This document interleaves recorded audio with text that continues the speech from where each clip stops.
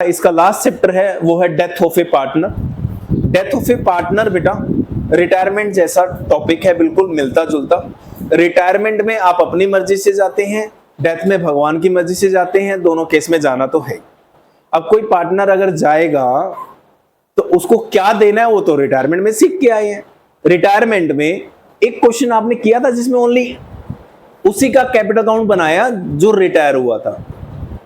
पारेस है बनाया था ना, जिसका लोन अकाउंट बनवाया था मैंने, उसी को डेथ समझ लो।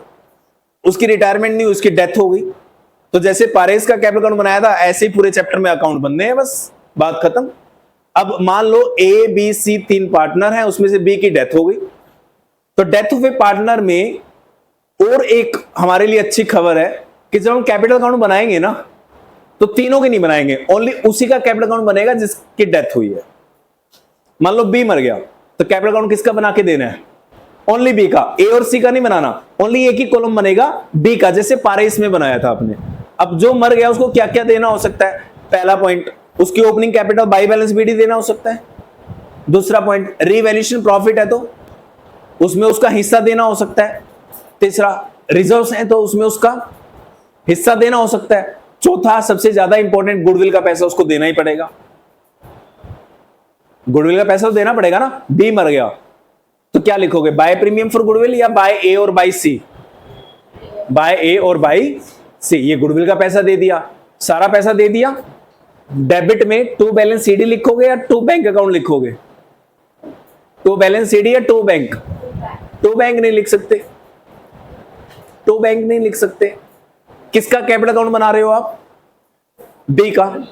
बी का, तो बी के अकाउंट में टू बैंक कैसे लिखोगे? तो मर गया। उसको कहोगे एक बार आ जा, चेक ले जा अपना चेक के लिए बुलाओगे उसको तो मर गया बेटा। वहां टू बैंक करने का मतलब बी को पैसा दे रहे हो। अरे बी तो मर गया, बी कैसे आएगा चेक लेने? कौन आएगा फिर? उसके घर वाले आएंगे, है ना। उसके घर वालों को टेक्निकल लैंग्वेज में कहते हैं एग्जीक्यूटर। उसके लीगल हेयर्स आएंगे बेटा, कोई भी आए, ठीक है ना। तो हम उसके पैसे को उसके एग्जीक्यूटर अकाउंट में डाल देंगे। कहां डाल देंगे? पूरा पैसा। रिटायरमेंट में तुमने क्या किया था? टू कैश कर दिया था और टू लोन में, यानी कुछ पैसा दे देते हैं और कुछ पैसा लोन में डाल देते हैं, क्योंकि जिंदा है बंदा। इसमें मर गया, मरने वाले को पैसा मत देना, राइट। तो उसको देना है जो उसके लीगल हेयर्स है, एग्जीक्यूटर है। तो उसका पैसा पूरा का पूरा बस कहां चला जाएगा बेटा? एग्जीक्यूटर अकाउंट में चला जाएगा। और एग्जीक्यूटर अकाउंट बनाना आ गया अगर, तो एग्जीक्यूटर अकाउंट बिल्कुल सेम तरीके से बनेगा जैसे आपने कल मतलब पिछले क्लास में लोन अकाउंट बनाया। दोनों में अंतर क्या है? उसको लोन कहते हैं और यहां पे क्या कहेंगे? लोन अकाउंट की जगह एग्जीक्यूटर अकाउंट। बात बराबर है। आपने 3-4 क्वेश्चंस करे थे लोन अकाउंट के, वो लोन अकाउंट जिस तरीके से बनाया था यहां पे कैसे बनेगा? Executor account. तो इसमें तो कुछ अलग है ही नहीं, लेकिन इसके अंदर फिर अलग है क्या? क्वेश्चंस करने से पहले बेटा कुछ चीजें आपके साथ डिस्कस कर रहा हूं। जो रिटायरमेंट होती है ना वो प्लान्ड होती है। प्लान्ड मतलब अब हम आज कौन सी तारीख पे खड़े हैं? 29 जुलाई को आपका विचार बना, यार अब मेरी एज होगी 70 साल, अब मुझे काम नहीं करना, मुझे रिटायर होना है। तो बाकी पार्टनर आपको रोक लेंगे, भैया अभी ना साल का बीच में है, हम आपको रिटायर होना है ना, आप ये कंप्लीट कर लो फाइनेंशियल ईयर, 31 मार्च को रिटायर हो जाना। कोई बात नहीं, 1 अप्रैल को हम कोई नया पार्टनर ले आएंगे या आपके बेटे को पार्टनर बना लेंगे, आप रिटायर हो जाना। तो प्लान्ड हो सकती है, नहीं हो सकती है? हो सकती है, क्योंकि आदमी अभी जिंदा है। Death of A partner, death planned हो सकती है। डेथ कैसे प्लान्ड होगी? हाँ, हो सकती है कि आज ऊपर से यमराज आए, चल मेरे साथ करे, नहीं साल बीच में है, 31 मार्च को आज ही हो, कम से कम साल तो पूरा करने दे। बेटे मांगे के 1 सेकंड भी नहीं मिलेंगे, जब लेके जाना है तो ले जाएगा ना। और ज्यादातर चांसेस कितने कौन से हैं? साल के बीच में डेथ होगी या 31 मार्च को ही होगी साले, क्योंकि 31 मार्च को साल खत्म होना है, तो 31 मार्च को ही डेथ होगी। ऐसा पॉसिबल है क्या? नो। तो मैक्सिमम क्वेश्चन कौन से मिलेंगे? 31 मार्च को डेथ होगी या बिटवीन ऑफ द ईयर कहीं भी होगी? कभी भी होगी ना, पक्का। आपके लिए थोड़ा सा फेवर किया गया है। जितने भी डेथ के क्वेश्चंस होंगे ना, पता है क्वेश्चन क्या कहेगा? 30 जून को डेथ हो गई जी, 30 सितंबर को डेथ हो गई जी,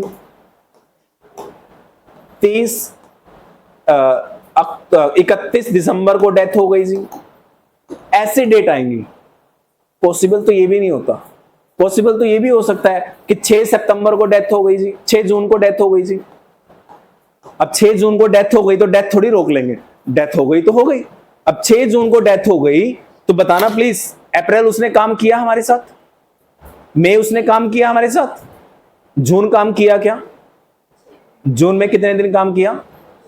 6 तारीख को डेथ हो गई तो भी डिपेंड करता है सुबह हो गई या शाम को हो गई। सुबह हो गई तो नहीं आया होगा ना बंदा, तो 5 ही दिन काम किया। शाम को ही हो तो 6 बंदा ऑफिस आया होगा, 6 दिन काम किया। तो जितने दिन काम किया उस बंदे ने, उस दिन तक का जो भी उसका प्रॉफिट बनता है बेटा, उसको देना चाहिए नहीं देना चाहिए?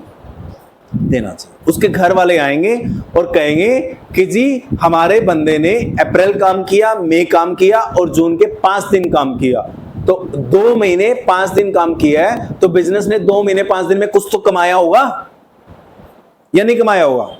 कमाया होगा। तो बाकी पार्टनर कहेंगे भाई 2 महीने का तो पीएनएल हम बनाते नहीं। आप 2 महीने का पीएनएल बनाते हो?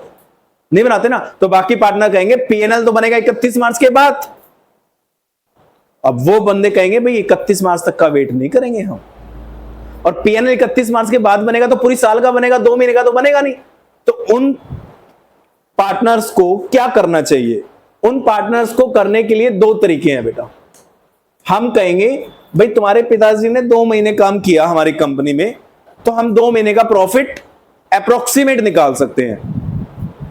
तो उनके लिए कहेंगे कैसे निकालोगे जी? आपके पिताजी की डेथ 6 जून 2024 में हुई है। जून 24 का मतलब 2024-2025 वाला साल है ये, है ना? तो इस साल में आपके फादर ने 2 महीने काम किया, जो ठीक है। आपने फादर ने 2023-24 में भी तो काम किया होगा, राइट? हमने पिछली साल प्रॉफिट कमाया था 12 लाख। कितना प्रॉफिट कमाया था पिछली साल? 12 लाख। तो पिछले साल में कितने महीने थे? 12। तो 1 महीने का प्रॉफिट एवरेज बेसिस पे कितना है? 1 लाख रुपए 1 महीने का। और इस साल कितने महीने काम किया उसके फादर ने? 2 महीने। 6 दिन को अभी छोड़ देते हैं ना, 2, तो कितना प्रॉफिट हो गया अप्रोक्सीमेट 2 महीने का? 2 लाख। एक्चुअल प्रॉफिट तो निकल ही नहीं सकता, क्योंकि 2 महीने का प्रॉफिट तो निकलता ही नहीं कभी। प्रॉफिट हमेशा पूरी साल का निकलता है। अब उसके फादर ने बेटा 6 जून तक काम किया, तो मैं मानूंगा अप्रैल और मई 2 महीने काम किया। तो हमने ना पिछले साल के प्रॉफिट देख लिए। पिछली साल हमने 12 लाख कमाया था 12 महीने में, तो 1 महीने में कितना कमाया? 1 लाख। मंथली प्रॉफिट कितना हो गया पिछले साल का? 1 लाख। मैं उसी प्रॉफिट को कंटिन्यू अगर मानूं किया होगा, तो फिर 2 महीने का प्रॉफिट कितना हुआ? 2 लाख। 2 लाख में उसका हिस्सा दे देंगे उसको। दे सकते नहीं दे सकते ऐसे? तो बेटा इसको कहते हैं टाइम पीरियड के अकॉर्डिंगली। हम टाइम के हिसाब से प्रॉफिट दे देंगे। हम उसको कहेंगे भाई लास्ट ईयर हमने 12 लाख रुपए कमाए थे 12 महीने में, तो ऑन एन एवरेज हर महीने कितना कमाया होगा? 1 लाख। इस साल 2 लाख रुपए कमाया होगा, तो 2 लाख में अपना हिस्सा ले लो। तो ये बात जायज है या नहीं है? जायज है। अब उसके लिए हम ये नहीं कह सकते जी इस साल तो बिजनेस अच्छा हुआ। अरे भैया इस साल बिजनेस अच्छा हुआ तो प्रॉफिट तो निकले नहीं सकता ना, प्रॉफिट तो पूरे साल का निकलता है। हम यही मान सकते हैं बस कि पिछले साल के मुकाबले इस साल कितना दे देना चाहिए। एक बच्चा कहता है सर ये गलत तरीका है। मैंने कहा सही तरीका बता दो क्या है? कह रहा है लास्ट ईयर सेल हुई थी सर हमारी, सपोज करो 15 लाख। कितनी सेल हुई थी? 15 लाख। तो हर महीने अप्रोक्सीमेट 1.25 लाख रुपए की सेल अप्रोक्सीमेट अगर लगाएंगे, तो इस साल तो पहले 2 महीने में 15 लाख हो गई सर सेल। इस साल तो पहले 2 महीने में कितनी हो गई sale? 15 lakh. It means last year पूरी साल में 15 लाख और इस साल पहले 2 महीने में 15 लाख। तो सर हम प्रॉफिट टाइम पीरियड के हिसाब से नहीं लेंगे, हम प्रॉफिट लेंगे सेल्स के हिसाब से। किसके हिसाब से लेंगे? सेल्स के हिसाब से। तो सेल्स के हिसाब से प्रॉफिट कैसे देंगे उसको बड़ा आसान है। मैं कहूंगा लिख, लास्ट ईयर 2023-24 था ना, पिछला साल 23-24 में सेल्स हुई थी, आप ही कह रहे हो 15 लाख, मैंने मान ली। कितनी सेल्स हुई थी? 15 लाख। ठीक है, मान लो लास्ट ईयर प्रॉफिट हुआ था 1.5 लाख, ये एज्यूम कर रहा हूं मैं ऐसे ही। लास्ट ईयर सेल कितनी थी बताओ? 15 लाख। प्रॉफिट कितना था? 1.5 लाख। 1.5 लाख प्रॉफिट सेल्स का कितने परसेंट था? सीधी सीधी कैलकुलेशन दी है, 10%। 15 लाख का 10% कितना होता है? यानी इसके हिसाब से अगर मैं सेल को कंसीडर करूं तो सेल के हिसाब से पिछले साल कितना प्रॉफिट कमाया था मैं सेल का? 10%। 10% प्रॉफिट कमाया था। वो क्वेश्चन कह रहा है अप्रैल टू 6 जून, 6 जून को बंदा मरा है तो 6 जून तक, 1 अप्रैल से 6 जून तक 15 लाख की सेल कह रहा है ना वो हुई है, तो 15 लाख का 10% कितना कमाया होगा? 1.5 लाख रुपए। अगर वो कहता 20 लाख की सेल हुई है तो 20 लाख का 10% कितना कमाया होगा? 2 लाख। अगर वो कहता है कि 5 लाख की सेल हुई है तो 5 लाख का 10% कितना कमाया होगा? 50,000। जो परसेंटेज पिछली साल कमाई थी उसी परसेंटेज को इस साल लगा देते हैं जितनी भी सेल है। समझ गए? मैं आपसे एक चीज पूछ रहा हूं बेटा, 2 महीने का प्रॉफिट निकालना मुश्किल है या 2 महीने की सेल निकालनी भी मुश्किल है? 2 महीने का प्रॉफिट निकालना मुश्किल है क्योंकि प्रॉफिट पूरे साल का निकलता है। 2 महीने की सेल तो पता लग जाएगी ना। कैसे पता लगेंगी सेल? 2 महीने की सेल कैसे पता लगेंगी? आप बोलो कि सेल्स अकाउंट देख लो सर, 11 में सीख के आए थे जर्नल बनती है, जर्नल के बाद क्या बनते हैं? लेजर्स। तो सेल का लेजर अकाउंट बना हुआ नहीं बना हुआ? सेल अकाउंट चेक कर लो, कैश सेल क्रेडिट सेल दोनों सेल में आई होंगी। अगर बुक्स बना रहे हैं तो सेल बुक देख लो, सेल बुक से पता लग जाएगी अभी तक कितनी सेल हो चुकी है। लास्ट ईयर अगर 10% कमाया था तो इस साल भी कितना कमाएंगे? 10% कमाएंगे, ये एज्यूम कर लेते हैं। इसके अलावा हमारे पास कोई चारा भी नहीं है। क्लियर हो गया? तो बेटा death of A partner planned नहीं होती, साल के बीच में हो जाती है। अब साल के बीच में हो गई तो उसको प्रॉफिट में हिस्सेदारी देनी पड़ेगी नहीं देनी पड़ेगी? प्रॉफिट में हिस्सेदारी देनी पड़ेगी। इसलिए बेटा इसके 2 मेथड है, एक टाइम पीरियड मेथड और एक सेल मेथड। सेल मेथड मतलब, सेल मेथड में क्या देखोगे आप? लास्ट ईयर सेल का कितने परसेंट कमाया था। पहले क्या देखना पड़ेगा? लास्ट ईयर सेल का कितने परसेंट कमाया था, वो इस पीरियड की सेल पे लगा दो परसेंटेज, पता लग जाएगा कितना प्रॉफिट कमाया, उस प्रॉफिट में उसका हिस्सा दे दो। टाइम पीरियड में क्या देखना है? लास्ट ईयर अगर 12 लाख कमाया था 12 महीने में तो 1 महीने में कितना कमाया था? टाइम पीरियड में सेल का कोई लेना देना नहीं है। टाइम में तो सीधा प्रॉफिट देखो, 12 लाख कमाया था 12 महीने में तो 1 महीने में कितना कमाया था? 1 लाख। तो 2 महीने में कितना कमाएंगे? 2 लाख। ये 2 तरीके हैं बेटा प्रॉफिट निकालने के। अब प्रॉफिट में उसका हिस्सा दे दो, दे दोगे? प्रॉफिट में हिस्सा दे दिया, फिर खड़े हो गए उसके बच्चे, कह रहे सर हमारी कैपिटल थी नहीं थी? मैंने कहा हाँ ओपनिंग कैपिटल थी। कह रहे सर अप्रैल एंड मई बिजनेस ने मेरे पापा का कैपिटल यानी पैसा यूज किया तो उस पर मुझे क्या चाहिए? 2 महीने का इंटरेस्ट ऑन कैपिटल चाहिए। तो बताओ दे देंगे इंटरेस्ट ऑन कैपिटल भी नहीं दे देंगे? 2 महीने का इंटरेस्ट ऑन कैपिटल भी दे देंगे। बस ये 2 चीजें अलग थी। बाकी रिटायरमेंट वाला पूरा टॉपिक आप डेथ ऑफ ए पार्टनर में कर सकते हो, उसमें कोई भी चेंज नहीं है। जैसे पारेस का कैपिटल अकाउंट बनाया था ना, ऐसे इधर सारे अकाउंट बनेंगे एक एक कॉलम के। जो मरेगा उसी का कॉलम होगा, बाकी कॉलम नहीं होंगे। जो देना है देते जाओ उसको। ये टॉपिक अलग था, बस कर लोगे आराम से। मेरे ख्याल से ज्यादा टफ तो नहीं है। पक्का? चलो निकालो डेथ ऑफ ए पार्टनर। एक बुक दे दो बेटा, 2 में से आप देख लेना।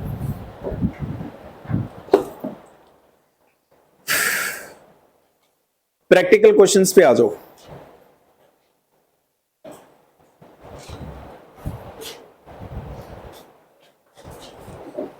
पेज नंबर 6.28 पे आ जाओ। पेज नंबर 6.28 नए एडिशन में है बेटे।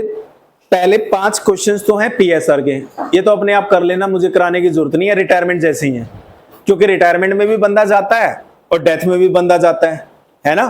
तो ये रेशियो तो चेंज हो नहीं जाएगी, टॉपिक तो वही रहेगा। बंदा तो दोनों केस में जा रहा है, तो वहां कर लिए थे, यहां नहीं करेंगे। उसके बाद क्वेश्चन नंबर 6 से लेकर क्वेश्चन नंबर 8 तक ये गुडविल की कैलकुलेशन है। ये भी अपने आप कर लेना, क्योंकि गुडविल जो वहां करी थी ना, यहां भी वही सेम टॉपिक रहेगा, कोई चेंज नहीं हो सकता। क्योंकि जाने वाले बंदे को गुडविल का पैसा देना ही है। वो मर के जा रहे हैं, जिंदा जा रहा है, जा तो रहा है ना, तो गुडविल का पैसा सेम तरीके से देंगे। उसके बाद क्वेश्चन नंबर 9 से हमारा ये चैप्टर स्टार्ट होता है। Calculation of profit share of A disease partner, यानी जो बंदा मर गया ना बेटा, उसका प्रॉफिट शेयर कैसे निकालेंगे? ये 2 मेथड्स होंगे। क्वेश्चन नंबर 9 पे पढ़ो। दिनकार, नविता एंड वानी 2-3 पार्टनर थे। नविता मर गई 30 जून को, अब देखो ये रहम खा रहा है, बीच में नहीं मरेगी, या 1 जून को मरेगी या 30 जून को मरेगी, राइट, यानी महीना कंप्लीट करवाएगी हमारा। 30 जून को मर गई बेचारी। अप्रैल, मई एंड जून, कितने महीने का देना है? 3 महीने का प्रॉफिट देना है, राइट। अभी प्रॉफिट की बात कर रहे हैं बेटा, तो 3 महीने का प्रॉफिट देना है। Her share of profit for the intervening period, intervening period मतलब इंटरवेनिंग, ये 3 महीने का profit was based on the sales during that period. वो क्वेश्चन सेल्स को देख के, यानी वो वाला मेथड है, ये वाला मेथड है सेल्स वाला। चलो ठीक है, विच वर 6 लाख, यानी इन 3 महीने की सेल कितनी हुई? 6 लाख। सेल तो पता लग जाएंगे, कौन से अकाउंट से पता लग जाएंगी सेल्स? सेल अकाउंट से। तो सेल अकाउंट से हमें पता लग गया 3 महीने में बिजनेस की सेल कितनी हुई है? 6 लाख। अब बस ये पता करना है लास्ट ईयर कितना प्रॉफिट कमाया था। The rate of profit during the past 4 years had been 10% on sales. पिछले 4 साल से एक ही परसेंटेज कमाते आ रहे हैं, 10%, 10%, 10%। तो एक्सपेक्टेड क्या है? इस साल कितना कमाएंगे? 10% कमाएंगे। तो 6 लाख का 10% कितना होता है? 60,000 रुपए। ये 60,000 रुपए पूरी साल का प्रॉफिट है या ओनली 3 महीने का प्रॉफिट है? पूरे साल का। ये ओनली नविता का है या सबका? सबका। ठीक है, तो लिखो क्वेश्चन नंबर 9 में प्रॉफिट फॉर इंटरवेनिंग पीरियड। हो जाएगा आराम से, टफ तो नहीं है। अगला क्वेश्चन पढ़ो 10। अनिल, सुनील और Hari were partner sharing profits equally. Sunil कब मर गया? सुनील 31 दिसंबर को, ठीक है ना, देखो प्लान करके मर रहे हैं ये भी। 31 दिसंबर को, राइट, 31 दिसंबर को मरने का मतलब कितने महीने का प्रॉफिट देंगे इसको? 9 months, 9 महीने हो गए ना खत्म, राइट। 3 और कर लेता। In terms of the partnership deed accounts were prepared for the period ended 31 December 2023 and net profit was determined at ₹6 lakh. यानी इन्होंने तो बेटा प्रॉफिट ही निकाल दी है पूरे 6 लाख। तो अब तुम्हें क्या करना है? इस पीरियड के प्रॉफिट मिल गए 6 लाख, इसमें इसका हिस्सा दे दो। तो कितना आएगा 6 लाख का? 1/3 कितना आएगा? 2 लाख रुपए। दे दोगे 2 लाख रुपए? आप इसमें क्या पूछा था? 2 लाख रुपए प्रॉफिट निकालना था या कुछ और पूछा था? Pass the journal entry for the profit share of the partners. Profit shares of the partner, partner को प्रॉफिट का हिस्सा देना है। बेटे जनरली पता क्या होता है, इसमें प्रॉफिट निकालना है या प्रॉफिट निकाल दिया? इसमें तो प्रॉफिट निकाल दिया ना। अगर प्रॉफिट निकल जाए तो हमने एप्रोप्रिएशन पढ़ रखा है ना, प्रॉफिट बांटे कौन से अकाउंट में बांटते हैं प्रॉफिट को? एप्रोप्रिएशंस पे। कर दो entry, profit and loss appropriation account debit to Anil capital, to Sunil capital, to Hari capital, old ratio में बांट दो प्रॉफिट।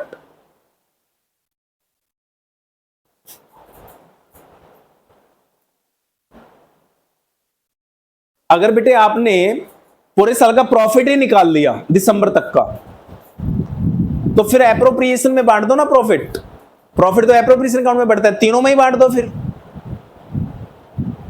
ठीक है, अब मैं ऊपर वाले क्वेश्चन की बात करता हूं, उल्टा चलते हैं। ऊपर वाले क्वेश्चन नंबर 9 की बात करते हैं।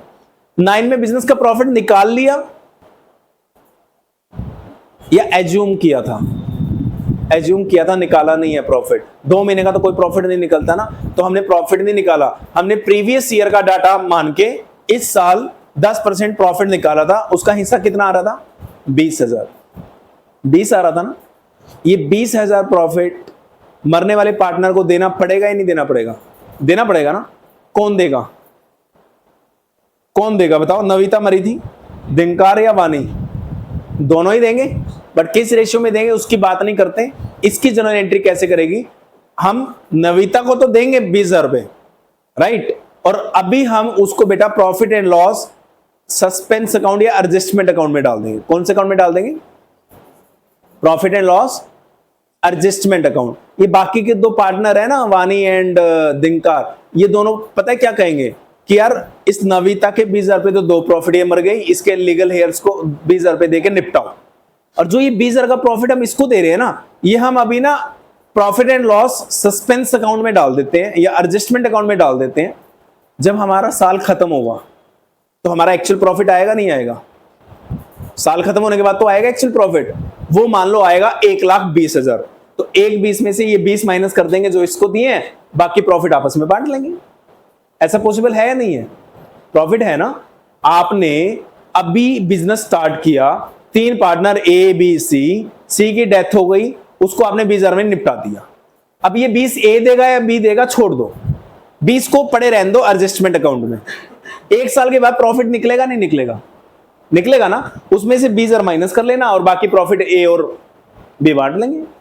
हो सकता है नहीं हो सकता? ऐसे हो सकता है। उस केस में एंट्री क्या करोगे फिर? उसमें तो नविता को पैसा देना है 20,000 रुपए, तो नविता का कैपिटल अकाउंट क्रेडिट होगा या डेबिट होगा? देना है उसको पैसा, क्रेडिट होगा ना। तो नविता का क्रेडिट होगा, तो डेबिट में क्या लिखेंगे? Profit and loss adjustment account. तो लिखो एंट्री क्या होगी ऊपर वाले क्वेश्चंस की, profit and loss adjustment account debit 20,000 to Navita capital account.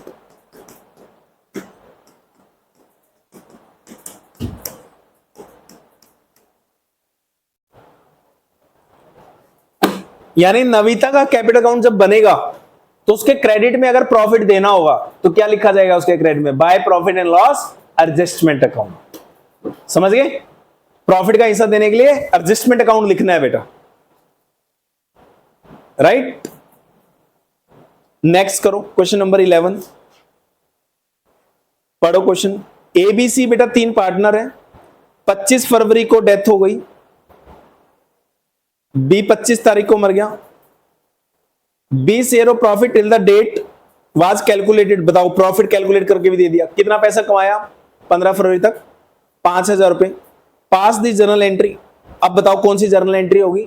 ये वाली, क्योंकि अभी पूरी साल का प्रॉफिट नहीं निकाला, अभी हमने उसका हिस्सा निकाला है, और उसका हिस्सा निकालने का मतलब उसको देना। तो यहां पे टू बी कैपिटल हो जाएगा और डेबिट में क्या आएगा? प्रॉफिट एंड लॉस एडजस्टमेंट, या एडजस्टमेंट की जगह सस्पेंस, तुम्हारी मर्जी है, तुम कुछ भी कर लो। सस्पेंस और एडजस्टमेंट एक ही बात होती है एक तरह से, ठीक है। सस्पेंस अकाउंट का मतलब हो गया ये सस्पेंस में डाल दिया, 1 साल खत्म हो जाएगा ना, फिर देखेंगे।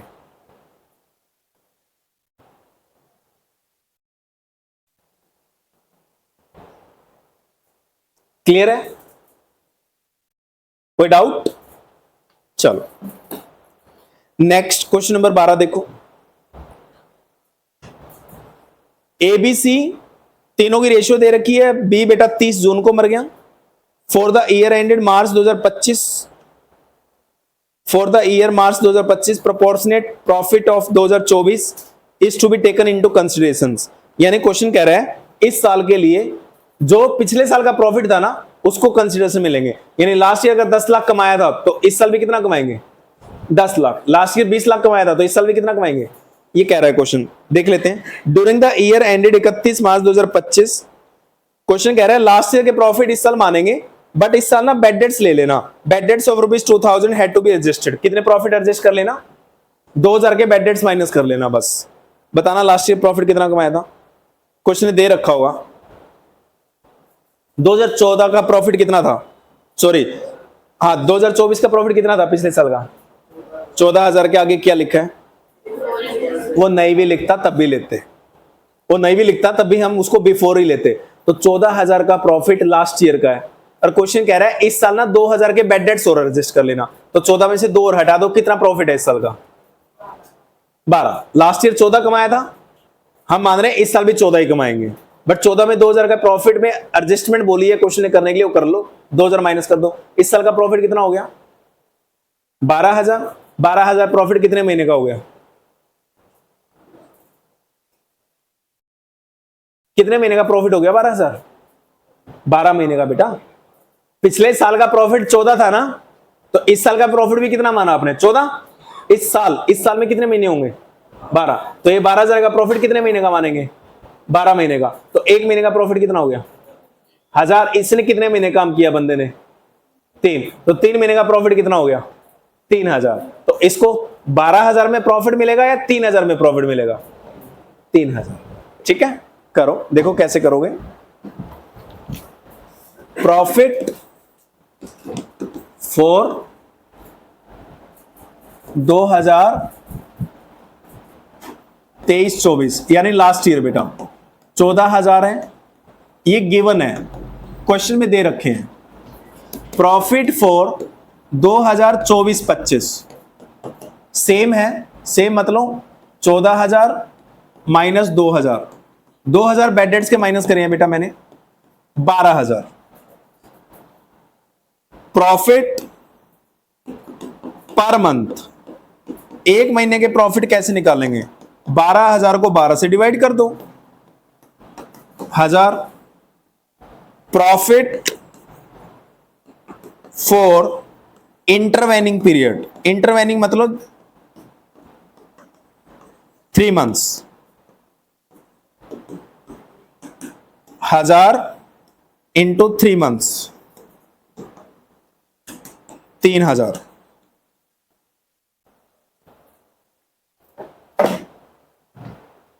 पिछले साल के प्रॉफिट इस साल के मानने हैं, बट 2,000 के बेड डेट्स एज्यूम करने हैं। वो एज्यूम करके प्रॉफिट 12,000 आ गए इस साल के। इस साल में 12 महीने होते हैं तो 12 से डिवाइड कर दो, एक महीने के प्रॉफिट 1,000, तो 3 महीने के प्रॉफिट 3,000। 3,000 में उसका हिस्सा दे दो, क्या दिक्कत है?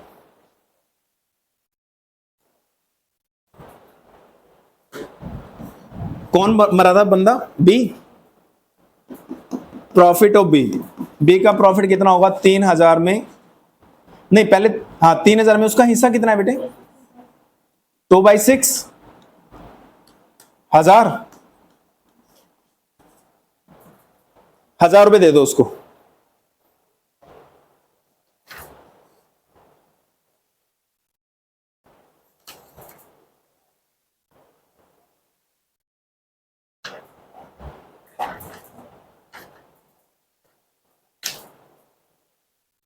दे दोगे? कोई डाउट, कोई दिक्कत तो नहीं आ रही बेटे? समझ आ रहा है ना? क्वेश्चन नंबर 13 पढ़ो। Question number 13। राम, मानू एंड हरि 3 पार्टनर हैं। मर गया बंदा 30 जून को, राइट? उसका profit from the closure of the last accounting year. From the closure of last accounting year का मतलब क्या समझते हो? 1 अप्रैल, यानी 1 अप्रैल से लेकर till the date of death 30 June. 1 अप्रैल से 30 जून कितने महीने हो गए? 3 महीने। तो उसको कितना प्रॉफिट देना पड़ेगा? 3 महीने का। आगे पढ़ो। Calculated on the basis of average of 3 completed financial year profit before death. यानी वो ये कह रहा है क्वेश्चन कि ना पिछले 3 साल के प्रॉफिट का एवरेज निकाल लो। पिछले 3 साल के प्रॉफिट क्वेश्चन दे रखे हैं बेटा, तो पिछले 3 साल के प्रॉफिट का एवरेज कैसे निकालोगे आप लोग? पिछले 3 साल के प्रॉफिट को प्लस करके 3 से डिवाइड कर दो, 1 साल के प्रॉफिट आ जाएंगे। 1 साल में कितने महीने होते हैं? 12। 12 से डिवाइड कर दोगे तो कितने महीने के प्रॉफिट आ जाएंगे? हैं? 12 से डिवाइड कर दो, कितने महीने के आ जाएंगे? 1 महीने के प्रॉफिट। कितने महीने काम किया उस बंदे ने? 3 से मल्टीप्लाई कर दो, कितने महीने का प्रॉफिट आ जाएगा? उसमें हिस्सा दे दो, निकालो। बहुत आसान है ये तो। पहले निकालो आप एवरेज प्रॉफिट्स, एवरेज निकालो पहले आप। 3 साल के प्रॉफिट दे रखे हैं, प्लस कर दो तीनों को। 1,10,000 प्लस 1,20,000 प्लस 1,30,000 डिवाइड बाय 3 कितना होगा? 1,20,000। ये बेटा 1 ईयर के प्रॉफिट आ गए, ठीक है। अब 1 मंथ के प्रॉफिट कैसे निकालोगे? 1 मंथ के 1,20,000 को 12 से डिवाइड कर दो, 1 साल में 12 महीने होते हैं। 10,000 आ गए 1 महीने के, है ना। इंटरवेनिंग पीरियड के कितने आ जाएंगे? इंटरवेनिंग पीरियड मतलब 3 मंथ्स। 10,000 रुपए 1 महीने के प्रॉफिट है, 3 से मल्टीप्लाई कर दो, 3 महीने के प्रॉफिट 30,000। 1 महीने के 10 है तो 3 महीने के 30। 30 में उसका हिस्सा दे दो उसको। कौन मरा था? हरि का हिस्सा कितना था? देखो, दिया ही नहीं, देखोगे क्या? तो क्या मान लो? इक्वल। तो 1/3 कितना हिस्सा देना पड़ेगा इसमें? 1/3 दे दो उसको, कितना आ जाएगा 1/3? 10,000। तो हरि का हिस्सा कितना हो गया प्रॉफिट में? 10। क्या उसको 10,000 रुपये नहीं दे सकते आप?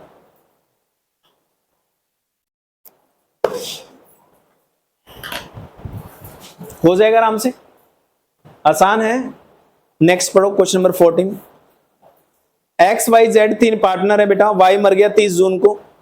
अब देखो ना, ये कोइंसिडेंस ही है, 30 जून को ही मार रहे हैं हर बंदे को। प्रॉफिट फॉर द, हाँ ये ऐसे ही होता है बेटा, प्रॉफिट फ्रॉम द 1 अप्रैल 2023 तो 30 जून 2023 वाज। अब देखो इसने प्रॉफिट ही दे दिए, इसने ना 3 महीने के प्रॉफिट दे दिए, आपको कैलकुलेट करने की जरूरत नहीं है। X and Z decided to share future profit in the ratio of 3:2 with effect from 1 July 2023। और वो बंदे ना जो मरे नहीं है, जिंदा है, वो अपना रेशियो क्या कर रहे हैं अब? चेंज। ठीक है ना? तो अब इस केस में आपको क्या करना पड़ेगा बताओ बेटा? इसमें उसका हिस्सा कितना बनता है जो मरा है? वाई। वाई का हिस्सा निकालना एक बार। 2/6 है ना? 2/6 कितना आएगा उसका देखना एक बार, है बेटा? 1,20,000। वाई मर गया बंदा और वाई का हिस्सा कितना है? 2/6। तो 6 लाख का 2/6 निकालोगे तो कितना आएगा? 1,20। निकाल लो। जो बंदा मर गया उसको प्रॉफिट देना पड़ेगा, उसका हिस्सा निकाल लो। Y share in profits 6 lakh का 2/6 कितना? 3,60,000 का 2/6।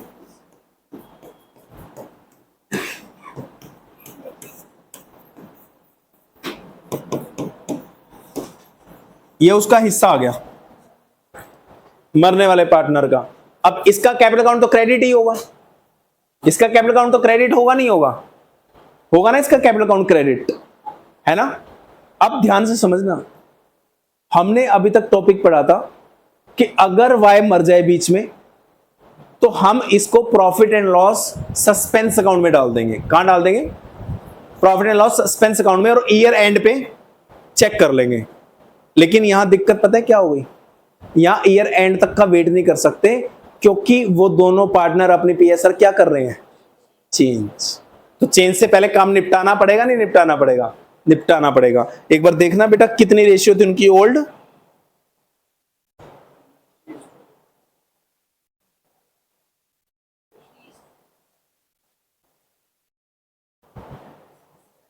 कौन सी? 3:2। और नई रेशियो क्या थी? 3:2। अरे नहीं यार, क्या कर रहे हो आप लोग? 3:2 थी। ओल्ड कितनी थी? 1। लिखो, ओल्ड रेशियो 3:1, न्यू रेशियो 3:2। यही है ना? पुरानी रेशियो 3:1 और नई रेशियो 3:2। इनकी गेनिंग रेशियो निकालो। 7, यानी 3 गेन एक्स का है और 7 गेन जेड का है, ऐसा ही है ना? तो बेटा गेनिंग रेशियो आ गई 3:7। और वाई को आपने कितना पैसा देना है? 1,20,000। आप याद करो, अगर गुडविल का पैसा देते हो उसको, किसका पैसा देते? गुडविल का। तो किसको डेबिट करते हो? गेनिंग को ना। तो ऐसे प्रॉफिट का पैसा दे रहे तो किसको डेबिट कर दो? गेनिंग को। लेकिन ये गेनिंग से डेबिट तभी होगा जब पीएसआर चेंज हो रही हो इनकी। अगर पीएसआर पुरानी है तो बेटा फिर इनका कैपिटल अकाउंट डेबिट नहीं होगा। फिर कौन सा डेबिट होगा? प्रॉफिट एंड लॉस सस्पेंस या एडजस्टमेंट अकाउंट डेबिट होगा। ठीक है, इसमें चेंज हो जाएगा, इसमें सस्पेंस डेबिट नहीं होगा, इसमें इनके कैपिटल डेबिट होंगे। लिखो, X capital account debit, Z capital account debit, to Y capital account. इसमें एंट्री चेंज हो जाएगी बेटे। इसमें एंट्री क्या हो जाएगी? X capital account debit, Z capital account debit, to जो मरा है बंदा वाई कैपिटल अकाउंट।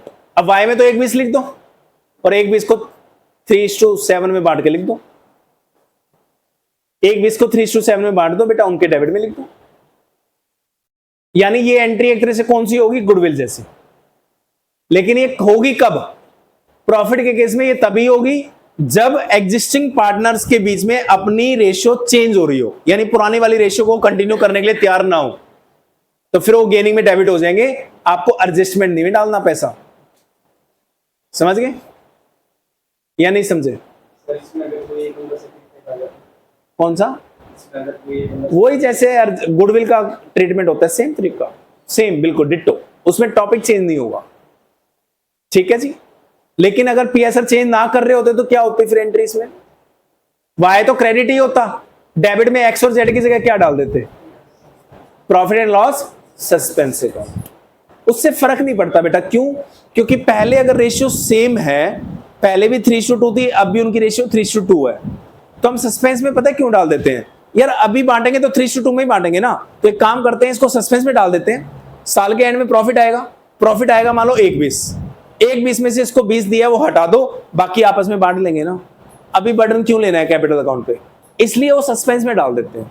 लेकिन अगर आपकी प्रॉफिट शेयरिंग रेशियो फ्यूचर के लिए चेंज हो गई तो नई रेशियो हो गई ना, तो वाई को जो पैसा जा रहा है वो नई रेशियो में बांट लोगे क्या तुम? क्यों बांटोगे? नई रेशियो आज के लिए या फ्यूचर के लिए है? तो बेटा उस रेशियो में नहीं बांटेंगे वो प्रॉफिट, इसलिए सस्पेंस में ना डाल के उसका एडजस्टमेंट आज ही कर देते हैं।